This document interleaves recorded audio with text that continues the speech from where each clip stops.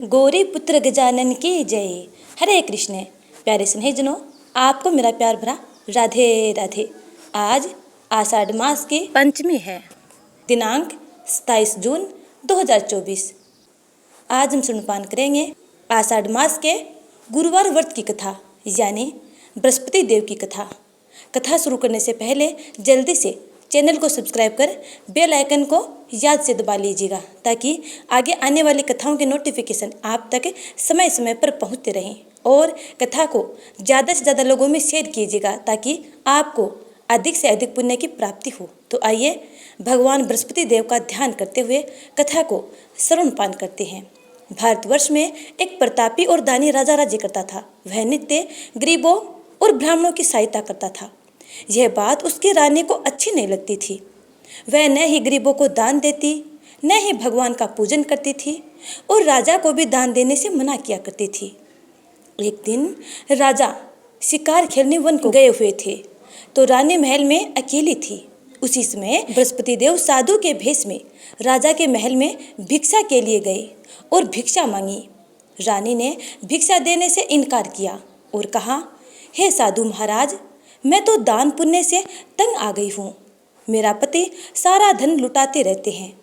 मेरी इच्छा है कि हमारा सारा धन नष्ट हो जाए, फिर न रहेगा बांस न बजेगी बांसुरी। साधु ने कहा, देवी, तुम तो बड़ी विचित्र हो।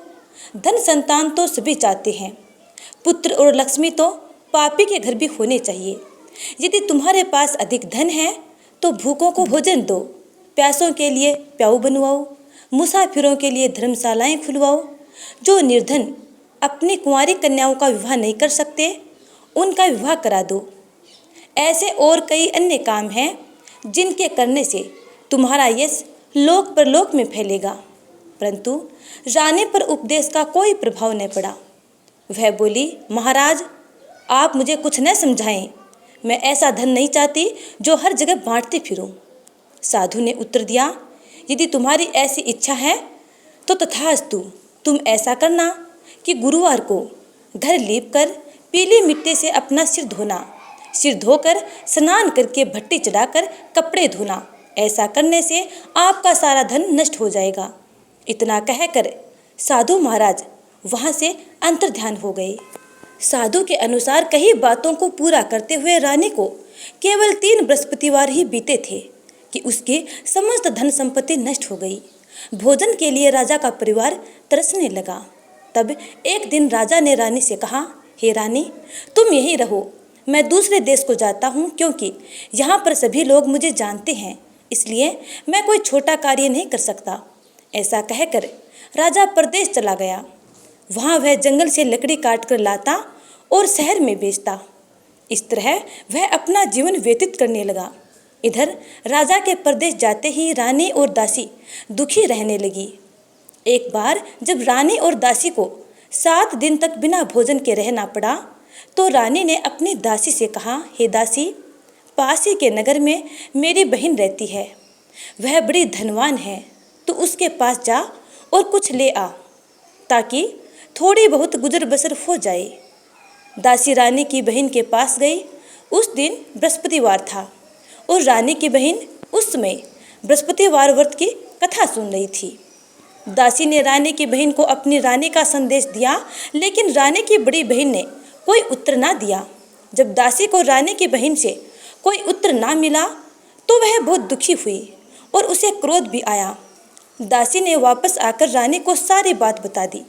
सारी बात सुनकर रानी ने अपने भाग्य को कोसा। दूसरी ओर रानी की बहन ने सोचा कि मेरी बहन की दासी आई थी, परंतु मैं उससे नहीं बोली, इससे वह बहुत दुखी हुई होगी। कथा सुनकर और पूजन समाप्त करके वह अपनी बहन के घर आई और कहने लगी, हे बहन, मैं बृहस्पतिवार का व्रत कर रही थी। तुम्हारी दासी मेरे घर आई थी, परंतु जब तक कथा होती है तब तक न तो उठते हैं और न ही किसी से बात करते हैं, इसलिए मैं तुम्हारी दासी के साथ नहीं बोली। कहो, दासी क्यों गई थी?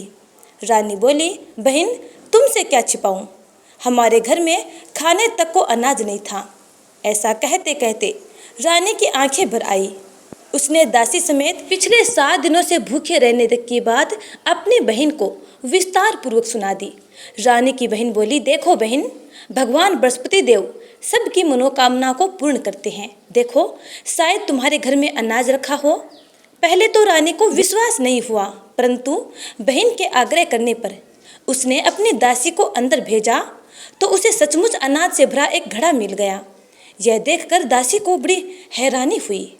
दासी रानी से कहने लगी, हे रानी, जब हमको भोजन नहीं मिलता तो हम व्रत ही तो करते हैं, इसलिए क्यों न इनसे व्रत की विधि और कथा पूछ ली जाए ताकि हम भी व्रत कर सकें। तब रानी ने अपनी बहन से बृहस्पतिवार व्रत के बारे में संपूर्ण विधि पूछी। उसकी बहन ने बताया, बृहस्पतिवार के दिन चने की दाल और मुनक्का से श्री हरि भगवान विष्णु का केले की जड़ में पूजन करें तथा दीपक जलाएं, व्रत कथा सुने और पीला भोजन ही करें। इससे बृहस्पति देव प्रसन्न होते हैं। व्रत और पूजन विधि बताकर रानी की बहन अपने घर को लौट गई। 7 दिन के बाद जब गुरुवार आया तो रानी और दासी ने व्रत रखा। घुड़साल में जाकर चना और गुड़ लेकर आई। फिर उससे केले की जड़ में भगवान श्री हरि विष्णु का पूजन किया। अब पीला भोजन कहाँ से आए, इस बात को लेकर दोनों बहुत दुखी थे। चूंकि उन्होंने व्रत रखा था, इसलिए बृहस्पति देव उनसे प्रसन्न थे। इसलिए वे एक साधारण व्यक्ति का रूप धारण करके 2 थालों में सुंदर पीला भोजन दासी को देकर चले गए। भोजन पाकर दासी प्रसन्न हुई और फिर रानी के साथ मिलकर भोजन ग्रहण किया। उसके बाद वे सभी गुरुवार को व्रत और पूजन करने लगी। बृहस्पति भगवान की कृपा से उनके पास फिर से धन संपत्ति आ गई, परंतु रानी फिर से पहले की तरह आलस्य करने लगी। तब दासी बोली, देखो रानी, तुम पहले भी इस प्रकार आलस्य किया करती थी। तुम्हें धन रखने में कष्ट होता था, इस कारण सभी धन नष्ट हो गया। और अब जब भगवान बृहस्पति देव की कृपा से धन पुनः प्राप्त हुआ है तो तुम्हें फिर से आलस्य होता है। रानी को समझाते हुए दासी कहती है कि बड़ी मुसीबतों के बाद हमने ये धन पाया है, इसलिए हमें दान पुण्य करना चाहिए, भूखे मनुष्यों को भोजन कराना चाहिए और धन शुभ कार्यों में खर्च करना चाहिए, जिससे तुम्हारे कुल का यश बढ़ेगा, स्वर्ग की प्राप्ति होगी और पितृगण प्रसन्न होंगे। दासी की बात मानकर रानी अपना धन शुभ कार्यों में खर्च करने लगी, जिससे पूरे नगर में उसका यश फैलने लगा। दूसरी ओर एक दिन राजा दुखी होकर जंगल में एक पेड़ के नीचे आसन जमाकर बैठ गया। वह अपनी दशा को याद करके व्याकुल होने लगा। बृहस्पतिवार का दिन था। एकाएक उसने देखा कि निर्जन वन में एक साधु प्रकट हुए। वह साधु भेष में स्वयं बृहस्पति देव थे। लक्कड़हारे के सामने आकर बोले, हे लक्कड़हारे, इस सुनसान जंगल में तू चिंता मगन क्यों बैठा है? लक्कड़हारे ने दोनों हाथ जोड़कर प्रणाम किया और उत्तर दिया, महात्मा जी, आप सब कुछ जानते हैं, मैं क्या कहूँ। यह कहकर रोने लगा और साधु को अपनी आत्मकथा सुनाई। महात्मा जी ने कहा, तुम्हारी स्त्री ने बृहस्पति के दिन भगवान बृहस्पति देव का अपमान किया है, जिसके कारण रुष्ट होकर उन्होंने तुम्हारी ये दशा कर दी।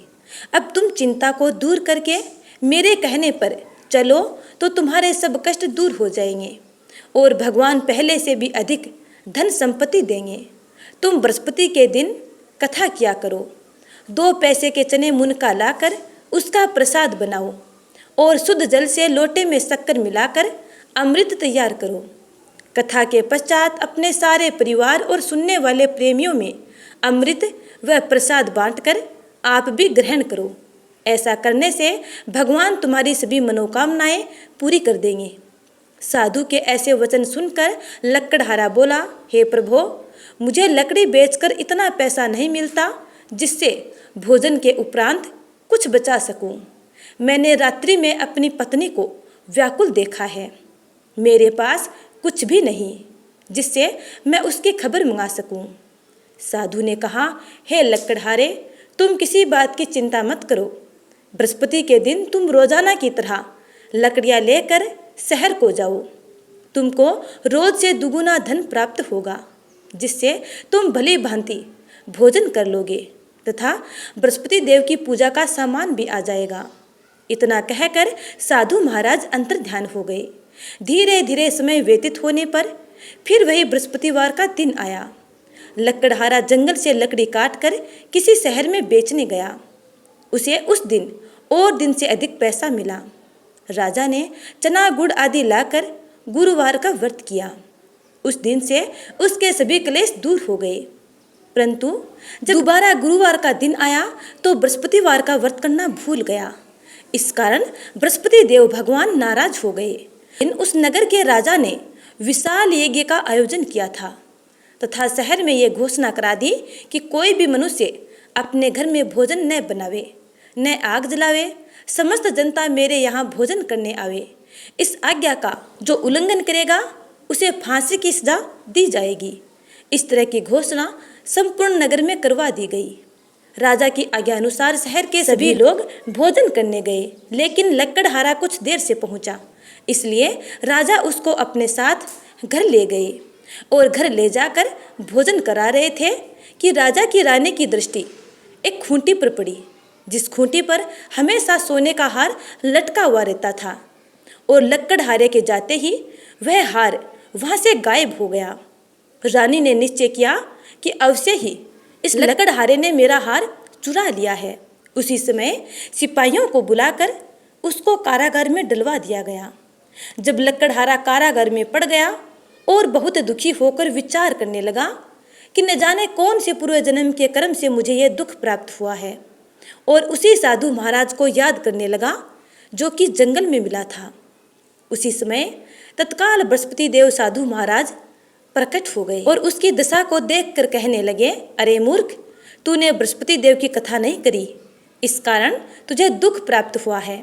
अब चिंता मत कर, बृहस्पतिवार के दिन कारागार के दरवाजे पर तुझे 4 पैसे पड़े मिलेंगे। उनसे तू बृहस्पति देव की पूजा करना, तेरे सभी कष्ट दूर हो जाएंगे।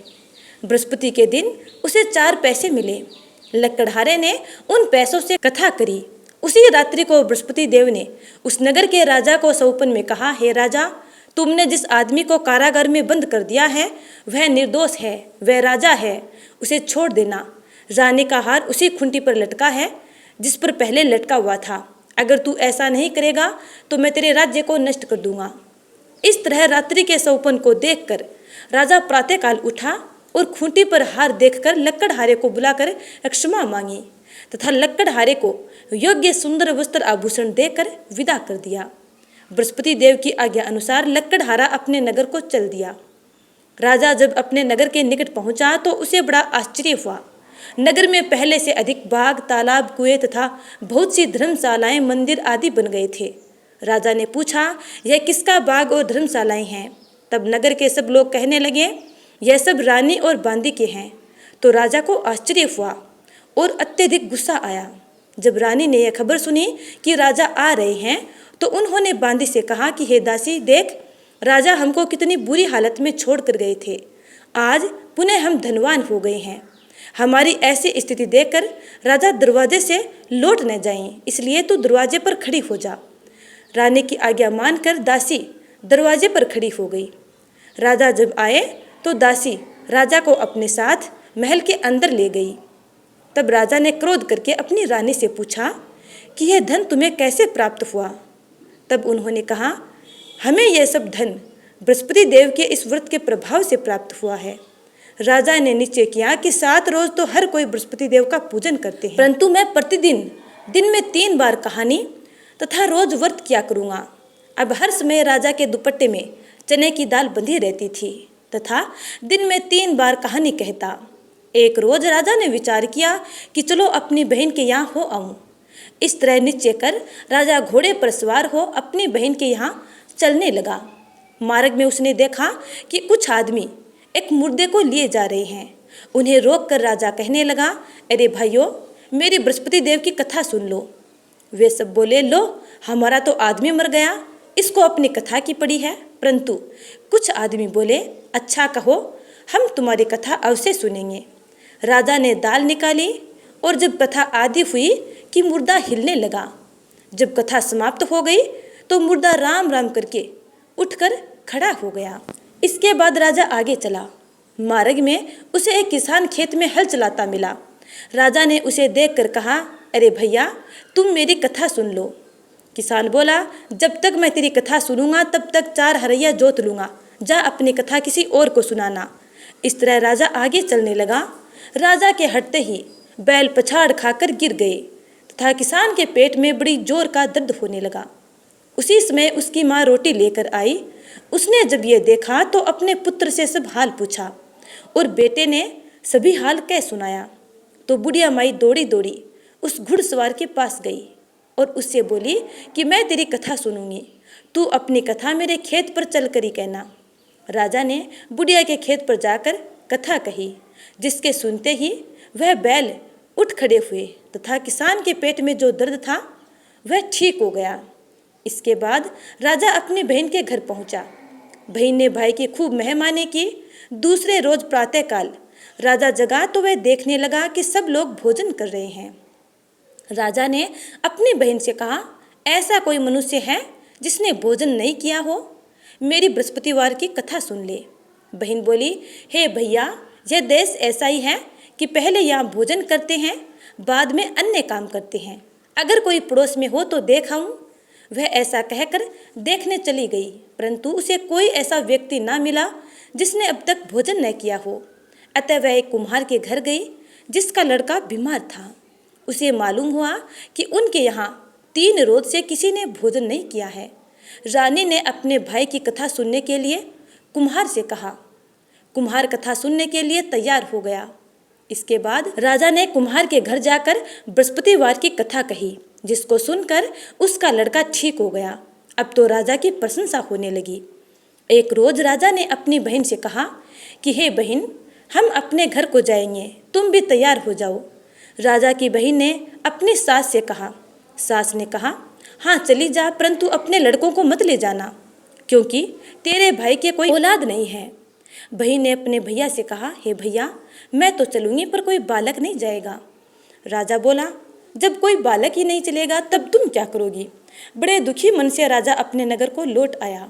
राजा ने अपनी रानी से कहा, हम निर्वंशी हैं, हमारा मुंह देखने का धर्म नहीं है, और कुछ भोजन जल आदि ग्रहण नहीं किया। उदास होकर सो गया। रानी बोली, हे प्रभु, बृहस्पति देव ने हमें सब कुछ दिया है, वे हमें संतान भी अवश्य देंगे।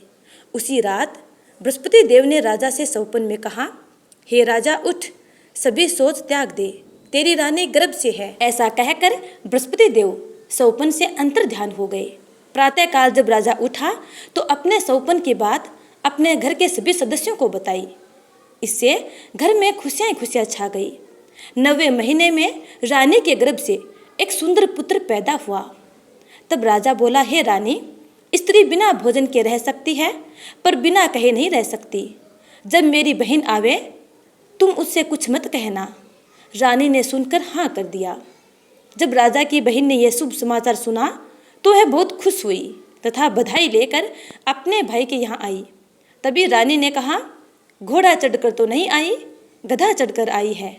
राजा की बहन बोली, भाभी, मैं इस प्रकार न कहती तो तुम्हें संतान कैसे प्राप्त होती? बृहस्पति देव ऐसे ही हैं, जैसे जिसके मन में कामना होती है सभी को पूर्ण करते हैं। जो सद्भावना पूर्वक बृहस्पतिवार का व्रत करता है एवं कथा सुनता है अथवा अन्य को सुनाता है, बृहस्पति देव उसकी सारी मनोकामनाएं पूर्ण करते हैं। भगवान बृहस्पति देव उसकी सदैव रक्षा करते हैं। संसार में जो मनुष्य सद्भावना से भगवान जी का पूजन व्रत सच्चे हृदय से करते हैं, उनकी मंगल कामनाएं सदैव पूर्ण होती हैं। तो प्रेम से बोलिए, बृहस्पति देव की जय, भगवान श्री हरि विष्णु की जय। तो प्यारे स्नेहजनों, आज हमने श्रवणपान की आषाढ़ मास के गुरुवार व्रत की कथा। उम्मीद करती हूँ कि आपको यह कथा पसंद आई है। यदि अच्छी लगी है तो लाइक कमेंट कर देना और ज़्यादा से ज़्यादा लोगों में शेयर कर देना। अगली कथा का इंतजार करना। तब तक के लिए राधे राधे।